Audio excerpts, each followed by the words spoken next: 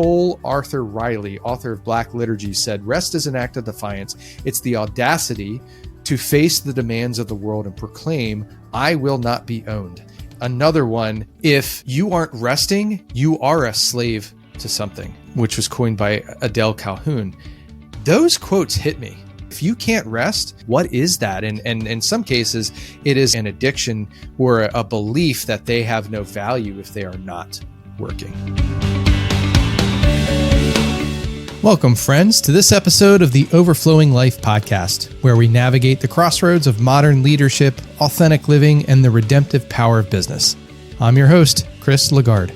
This is part 2 of our conversation exploring how ancient practices can be the lifeline that saves leaders from burnout and ineffective leadership. In our last episode, we dove into the transformative power of solitude, contemplation, and reflection, emphasizing their crucial role in enhancing a leader's clarity and focus. Today, we turn our attention to 2 more vital practices: the rejuvenating power of rest and the grounding impact of participating in an authentic community. Thanks for joining us on this journey.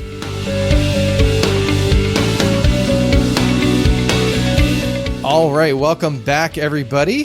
This is a part 2 of a 2-parter here. The first one, we're talking about ancient practices that help leaders ground themselves and make sure they don't get caught up in the crazy life and hurry culture that we live in, so that they can be more effective leaders. And so last time we covered the fact that you need to have a little bit of a rebellious punk rock attitude to kind of put these into place.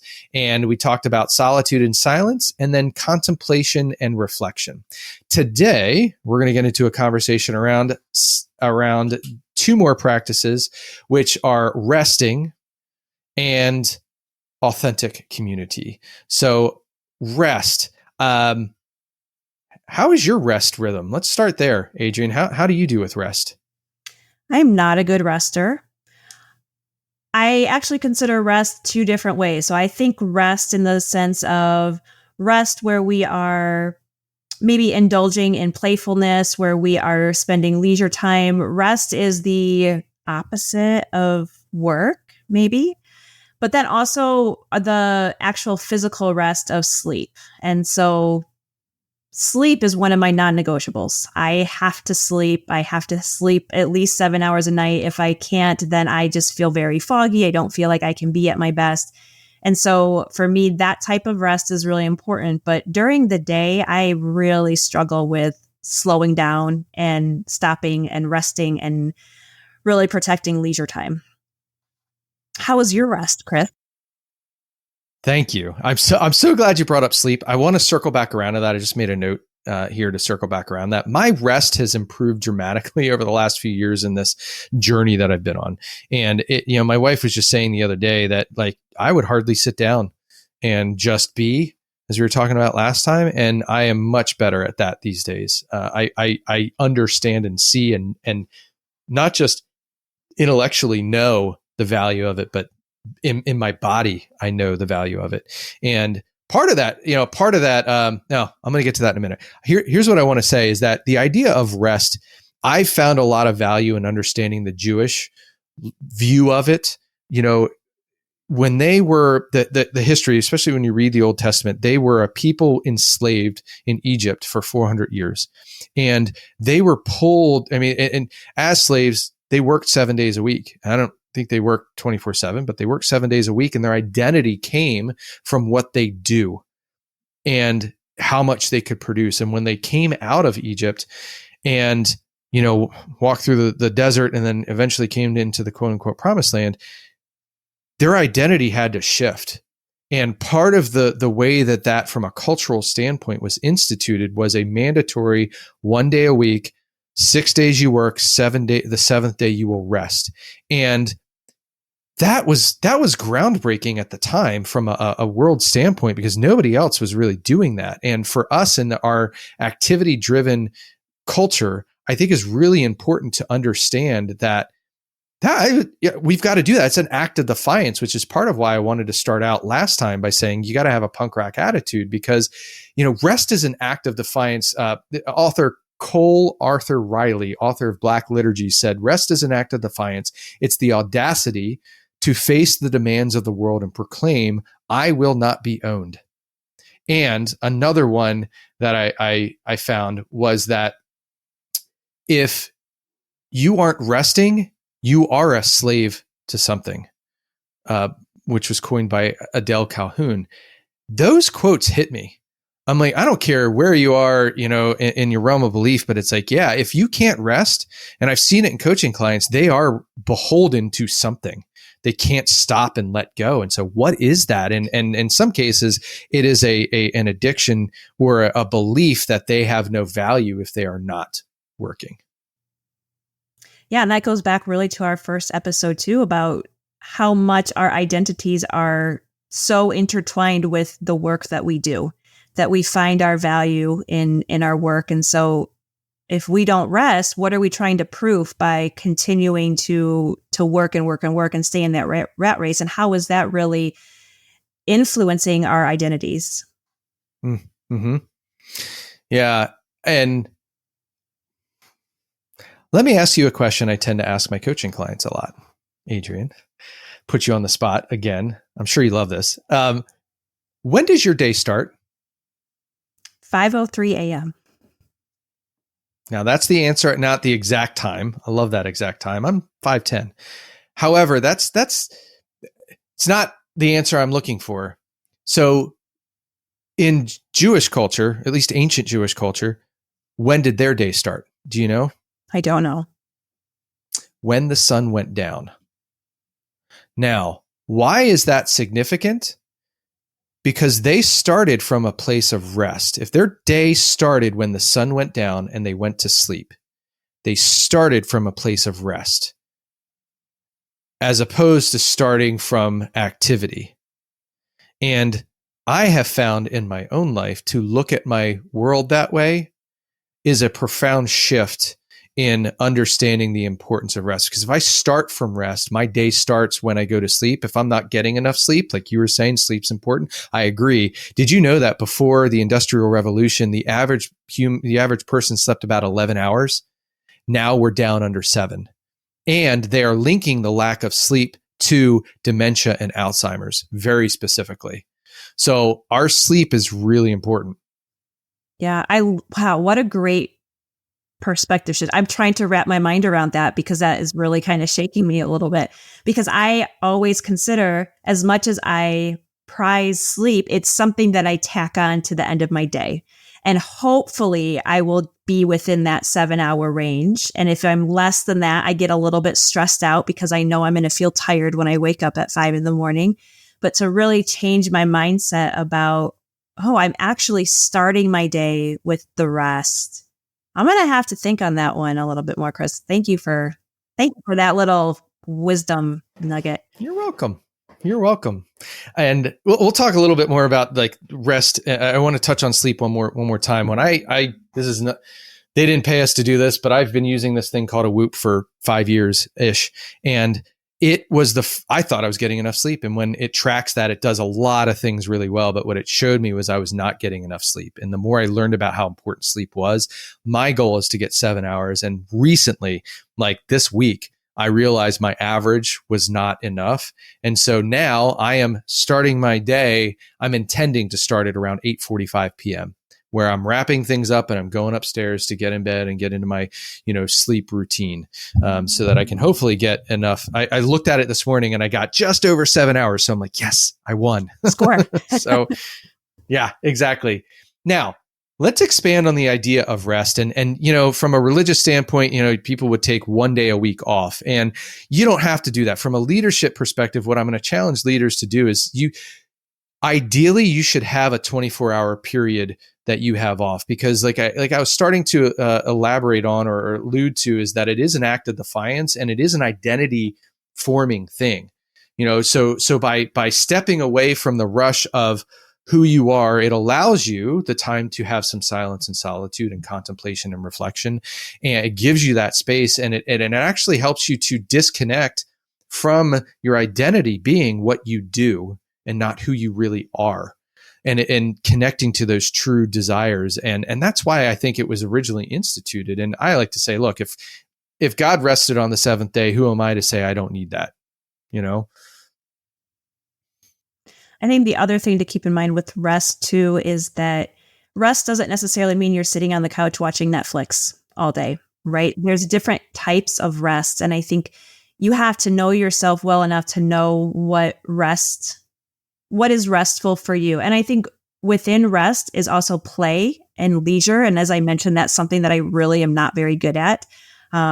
And so by understanding how do you rest, what is going to fill your bucket? Is that active rest? Is that going for a paddle in a kayak? Is it going to hang out with friends? Is it playing with your kids? What does rest look like for you? So that way you can protect that time and be real intentional about actively engaging with it. Ask yourself, outside of work, what brings me life?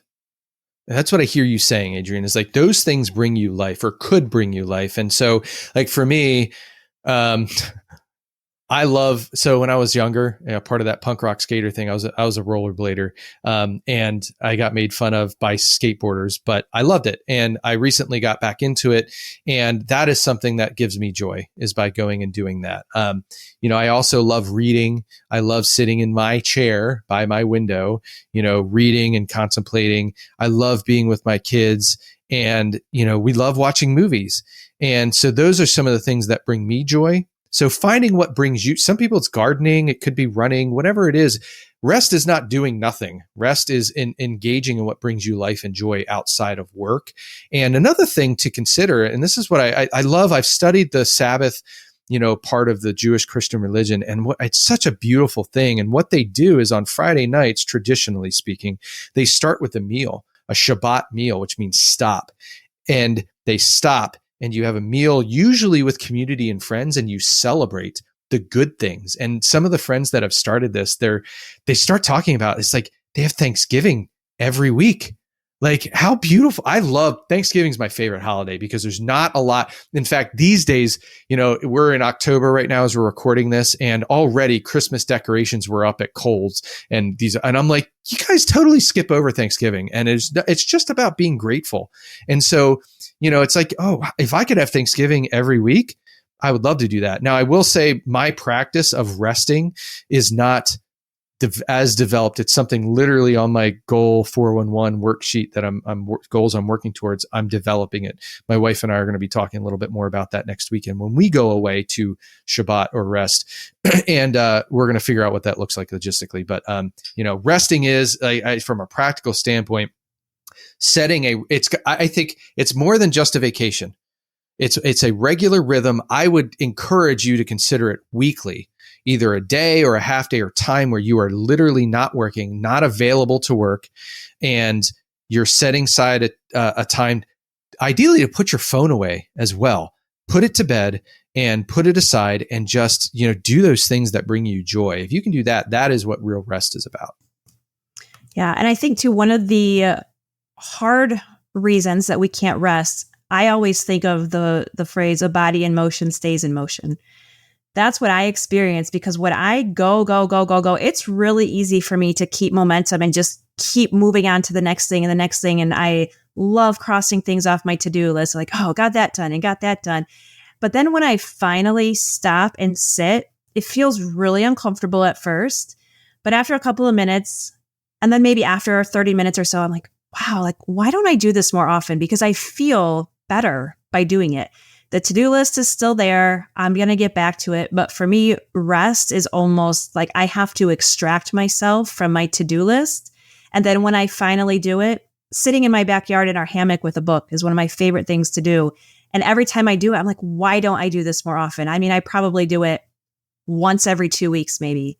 And then I feel so restored afterwards. It's like, why don't I do that more often? And so again, it's just a change in mindset. It's being intentional about it.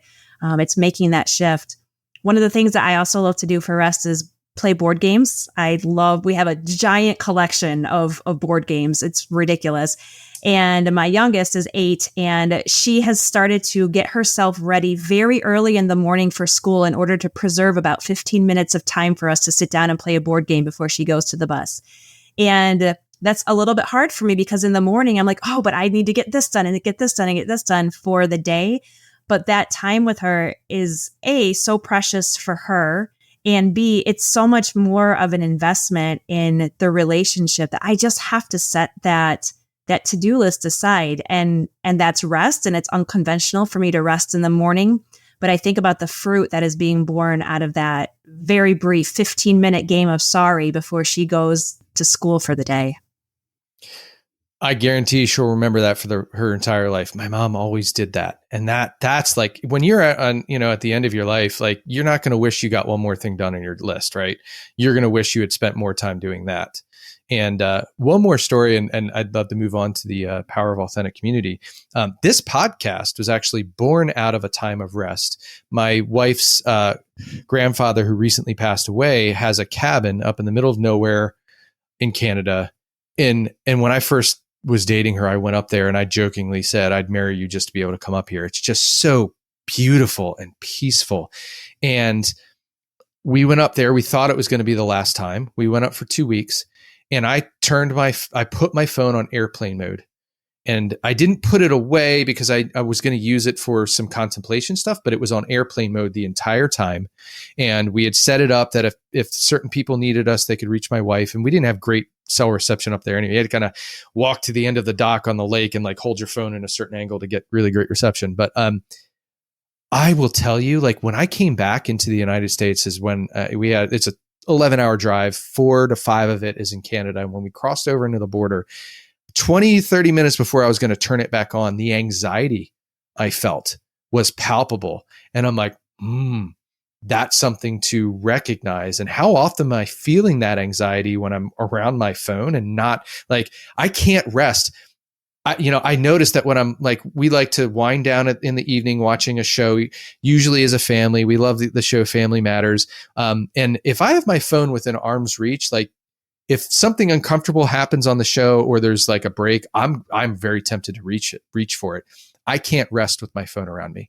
So, and I realized that when I did that, and while I was in those 2 weeks without my phone actively being a smartphone, I was like, I need to do a podcast around some of the things I've been thinking, which is where this came from. So a question for you before we move on, if I may, especially thinking about our audience and leaders and entrepreneurs who have so many demands on their time that, by turning off their phone for a certain amount of time, having that anxiety almost preemptively ruin their rest time because they know what's coming when they turn on that phone, that they are going to be bombarded with messages and emails and texts. And so it's hard to rest because even if we are going through the motions of doing it, is there still part of our brain that's still a little bit encumbered and connected to what's going on? And so how do we manage that? How do busy leaders negotiate that? I know that I need to rest. I know that I need to invest in myself. I'm going to put my phone away for a day. But then what is the result when they come back to it? And is that almost counterproductive to taking that rest time? What are your thoughts on that? What a great observation. What came first, the chicken or the egg? It's that kind of a problem.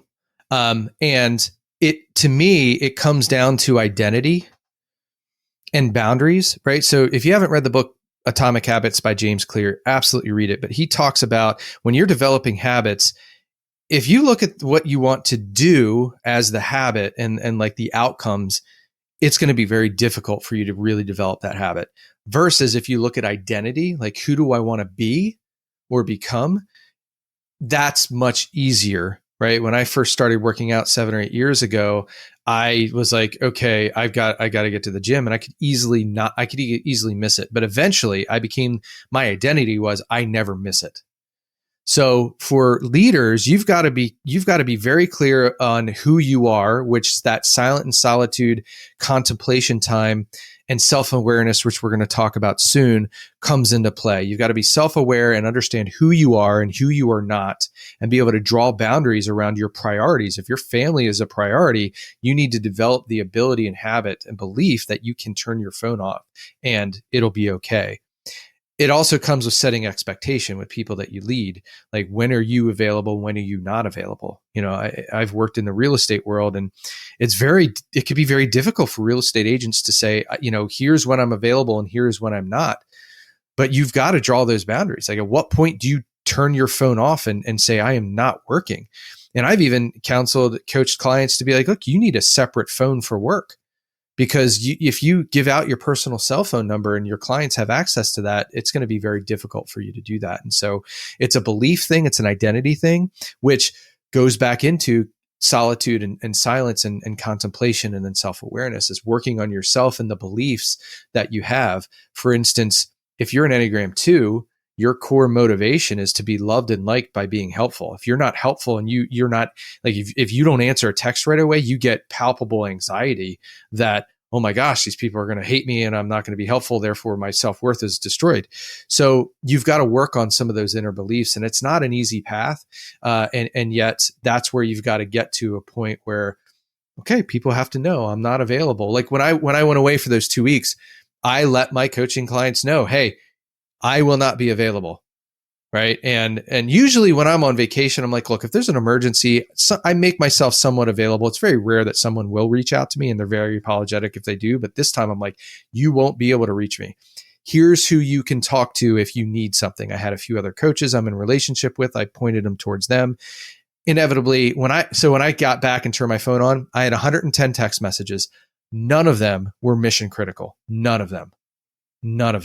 So, a lot of times we think we're more important than we are, but if we set those boundaries, work on our identity and core beliefs and priorities, we'll be okay. Thank you for bringing that up. All right. Power of authentic community. I want to throw this to you, Adrienne. You had mentioned your board of personal advisors, and I think, authentic community plays a critical role for leaders. And I would just love to hear some of your thoughts on the role that it plays, whether somebody has it, if they don't have it, what are the costs of that? And especially because you have some experience with having a personal board of advisors. Yeah, community has been always been very important to me. And when we left our church back in 2019, one of my biggest fears was that I wasn't going to have a community anymore. And so, being an adult in my mid 30s at that point, when people have busy lives and children, it's hard to cultivate those relationships when you're not in a setting like a church or a club or a group or some type. So I really prioritized the close relationships that I had at that point, and really kind of identified who are the people that I want to invest in and invest my time in. And so those community relations started to grow. I found community. I built community in my personal life without going to a church. And then at work, so we left our church in January of 2019, and then I was promoted to director to lead our department in July of 2019. And it can be lonely at the top, and I wasn't necessarily at the top, but it can be lonely in middle management. And so at that point, I had to be, again, really intentional about continuing to grow the relationships that I had in my work environment, to identify people who would serve sort of as a mentor role for me, knowing who are the people that I can go to when I am struggling with a problem, when I'm having a bad day, when I need some advice. And I don't think I've ever told any of those people like, hey, you sit on my personal board of directors, but they play such an important role in my life. They probably know who they are because they are my go-to people. And so, in leadership, you really have to identify those people who are going to support you. And they can play different roles. If you need encouragement, you go to one person. If you need some blunt advice, you go to another person. You need someone to say, girl, just let it go. You know who to go to for that.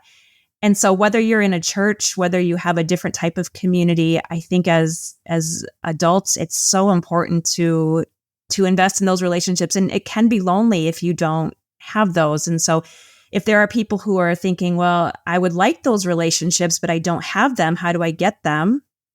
That's one thing that we can talk about. And Chris, I wonder if you have any thoughts or advice about that. But for me, I recognize the people who we have good chemistry with, Maybe they're parents of friends of your kids' friends that you haven't met. Maybe they are in different environments that you hadn't really necessarily considered you could make a good connection. But figure out, how do you best build relationships, whether that's one-on-one, whether that is through texting, whether that is through inviting someone to coffee.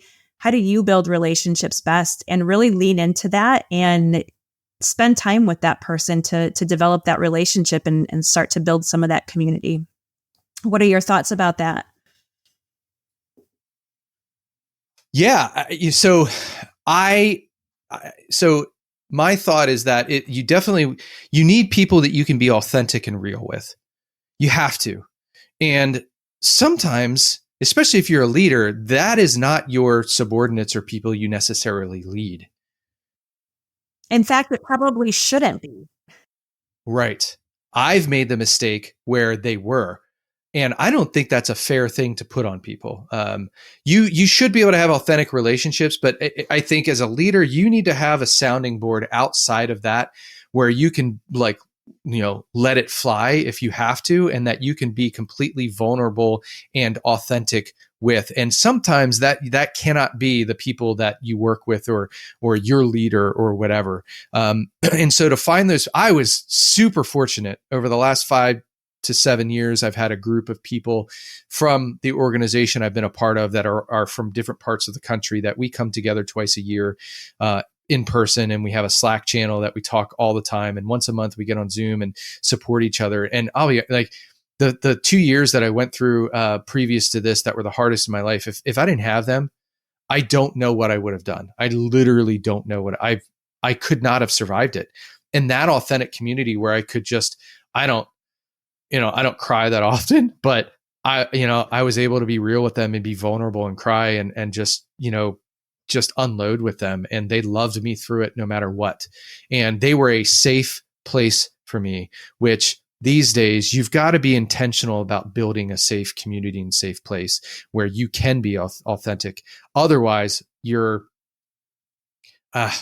headed for a really, really difficult time. Don't just assume that somebody is necessarily safe. Like we've been together for a long time, and there's a process we went through to make sure that, like, it's somewhat intentional to know that we could trust each other and that we wouldn't just gossip behind each other's backs and like share things inappropriately out there and whatnot. And so that has been really important to me. And I would suggest to leaders, you need to find those folks, however you find it. And sometimes it could be, an organization outside of your company that you work with or work for, but find it, because to be transparent that's a weight you can't carry forever on your own. You've got to be able to share what's going on. And the work we do as human beings, which again, I keep saying we're going to get to about self-awareness, that work is not easy and it is not quick. And you need other people to give you perspective. And, if you're in a partnership or, a romantic relationship, sometimes it's not even them. You need some relationships appropriately outside of all of that. And so you've got to have that community. Yeah, I love that. And even what you said about the common interests, how you were with this group, where you were all kind of from the same background, even if it's not a community necessarily related to your work. What about your hobbies? Find a club or a league or something where you feel like you belong and that you have things in common with people, because that will also build community too. Yeah. Yeah. And if it's a group of like other leaders in addition to, like, it could be clubs, it could be, leaders that are in similar, stages of life or types of work, as long as it's safe and you can share things there, that's what's really important. So the power of authentic community cannot be understated, because we've got to have that. We are made to be in community. So, all right. So we're at time here. I want to wrap this up. And, today this wraps up a 2-part where we talked about 4 ancient practices, starting with the idea of solitude and silence, and then contemplation and reflection. Please go back and listen to that if you didn't. Today, we talked about rest and authentic community, and we just want to encourage you to start to develop those activities and those practices, if you will. Try them out and try them on, and give it some time, because the first go around it may not feel comfortable. Most likely it won't, but give it time, and trust me when I say you'll thank me for it when you give it some time. So our challenge for this episode, as we talk about rest, is to consider, what does rest look like for you? Because it looks different for everyone, whether it's that active rest or that passive rest, whether it's playful, whether it's family time. You figure out, what does rest look like for you? And then also to take an action step to engage in that. Carve out a little bit of time. Again, it doesn't have to be a lot. It could be an hour, it could be half a day, it could be a full day. And just do your rest. Just rest. That's a wrap for our initial discussion on essential practices for leaders. Next week, join us for part 2 of our 3-part interview with Phil Carnuccio, where we discuss these practices in further detail and get into some very effective ways to develop them. Here's a quick preview. If we don't slow down and pay attention, we won't get there. And a lot of people are not getting there because they're not practicing silence, solitude, contemplation, and reflection. And this takes time, and you have to slow down and pay attention. That's why we must interrupt the pace. We must. Thank you so much for tuning in to The Overflowing Life. If our message struck a chord with you, please subscribe and connect with us. Share your thoughts, questions, and stories with us on Instagram @TheOverflowingLife, or visit theoverflowinglife.com. And if you're looking for coaching that helps you create an overflowing life, please reach out to us. We'd love to partner with you. See you next week.